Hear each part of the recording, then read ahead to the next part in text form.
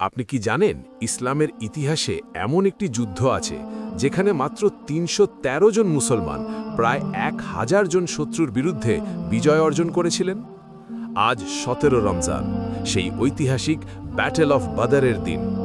ইসলামের ইতিহাসে এই দিনটি অত্যন্ত গুরুত্বপূর্ণ, কারণ এই দিনেই সংঘটিত হয়েছিল ইসলামের প্রথম বড় যুদ্ধ, বদর যুদ্ধ। এই যুদ্ধ হয়েছিল ২ হিজরি সালের ১৭ রমজান, অর্থাৎ ৬২৪ খ্রিস্টাব্দে। স্থান ছিল বদর, যা মদিনা ও মক্কার মাঝামাঝি একটি জায়গা। এই যুদ্ধে মুসলমানদের নেতৃত্ব দেন মুহাম্মদ, অর্থাৎ হযরত মুহাম্মদ সাল্লাল্লাহু আলাইহি ওয়াসাল্লাম।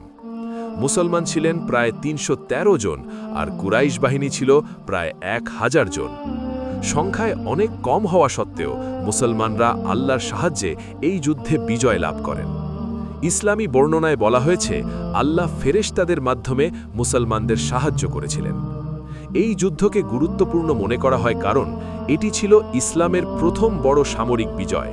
এতে মুসলমানদের মনোবল অনেক বেড়ে যায় এবং ইসলামের ইতিহাসে এটি সত্য ও অসত্যের মধ্যে একটি ফয়সালার যুদ্ধ হিসেবে বিবেচিত। এই ঘটনার উল্লেখ পাওয়া যায় কোরআনের সূরা আল আনফালে। তাই ১৭ রমজান দিনটি মুসলমানদের কাছে অত্যন্ত তাৎপর্যপূর্ণ। ভিডিওটি ভালো লাগলে সিটি ক্যানভাস চ্যানেলটি সাবস্ক্রাইব করতে ভুলবেন না।